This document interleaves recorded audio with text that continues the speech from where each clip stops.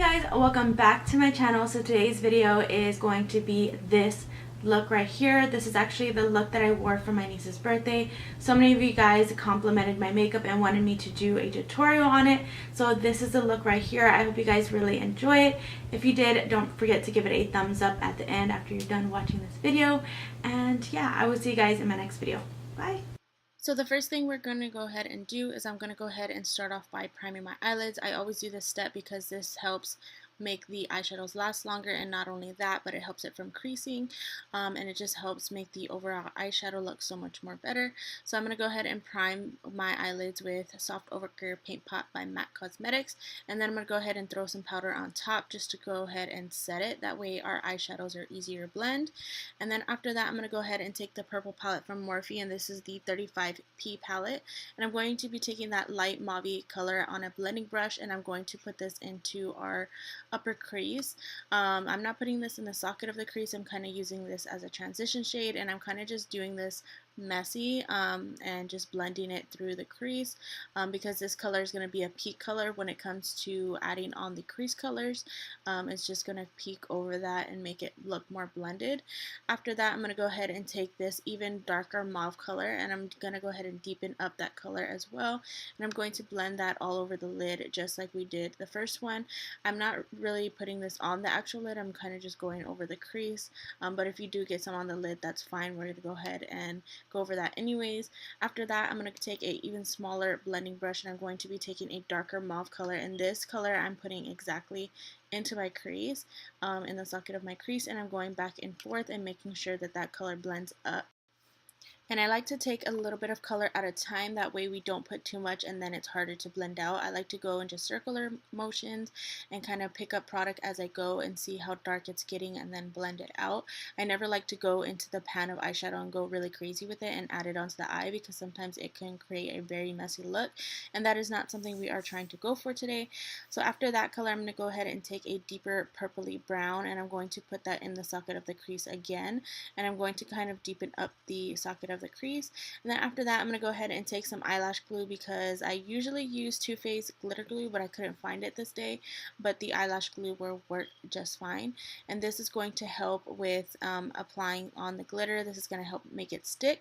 And then after that, I'm going to go ahead and go in with Eye Candy Cosmetics in the glitter double bubble, and I'm going to add that on top of the eyelash glue that we just applied onto our lids, and I'm going to blend that out, and I'm going to add a little bit at a time, because these glitters, if you do add a lot, there is a lot of fallout, so I'm making sure I'm taking a little bit at a time.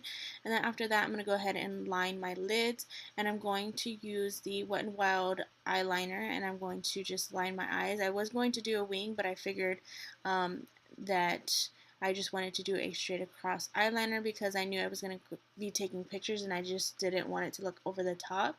And then after that, I'm going to go ahead and use some of my favorite affordable lashes. These are Social Eyes eyelashes in the style Mink 2.0. These are some of my favorite affordable lashes. I think they're like $5 or something. You can pretty much find them on Amazon or on her website, which is socialeyes.com. And then after that, I'm going to go ahead and prime, and I'm going to be using a Smashbox primer, and as well as a One Heck of a Blot primer. And then after that, I'm going to go ahead and apply my foundation. I'm using the Estee Lauder foundation. This is the Double Wear foundation. I'm going to apply this all over my face for a flawless full coverage foundation. And then I am going to add on another full coverage concealer, and I'm going to be using my MAC Pro Light Work concealer, and I'm going to put this underneath my eyes, on my forehead, and down the center of my nose, just to give us extreme coverage and make sure that those dark circles are hidden. And I feel like this concealer really works well with this foundation, which is why I like to use them together. And a lot of you always ask me why I put the concealer underneath my eyes and down the center of my nose and my forehead, and that is for the purpose of highlighting. I really like to even out the whole entire face instead of it just being bright underneath my eyes. And always I like to go ahead and set the concealer, that way it doesn't crease. And my favorite way to do that is just with my airspun powder and my sponge, and then the rest of my face I will take it on with a big fluffy brush like you are seeing me do right now.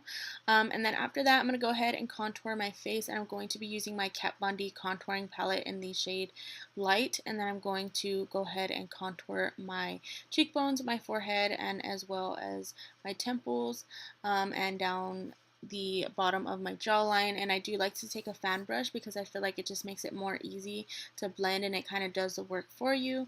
And then after that, I do like to bake underneath the contour, and I do use my airspun powder with the same exact sponge.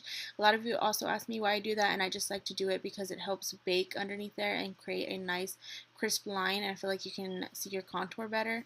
And then after that, I'm going to go ahead and apply my blush right over that, and I am going to be using a Tarte blush in the color Plum, I believe. And then after that, I'm going to be taking my Anastasia Glow Kit, and this is in the color Sweets, I believe. And I'm going to be taking the gold one and the peachy one, and I'm going to apply that to the tops of my cheekbones.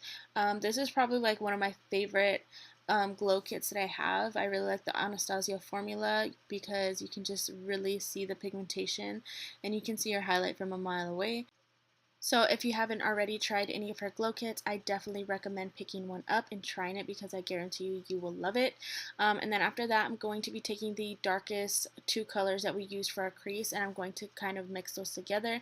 And I'm actually going to use those to apply it to my lash line so that we don't look too top heavy, and I'm going to blend that back and forth so it's nice and blended. And then after that, I'm going to be taking this Ofra lipstick in the color Hollywood. This is one of my all-time favorite pink lipsticks. Like, I cannot get enough of this one, especially for the summertime because it's bright, but it's not like too out there, but it's bright enough, if that makes sense. And I just love the way that this looks in the formula as well. And after that, I'm going to go ahead and dust off that bakage that we had underneath our contour line. So by the time I get to my lips, I already like to dust that off. And then after that, we are going to be applying some mascara on the lower lash line, and then that is it. I hope you guys really enjoyed this tutorial. If you did, don't forget to give me a huge thumbs up, subscribe to my channel if you haven't already, and I will see you guys in my next video. Bye!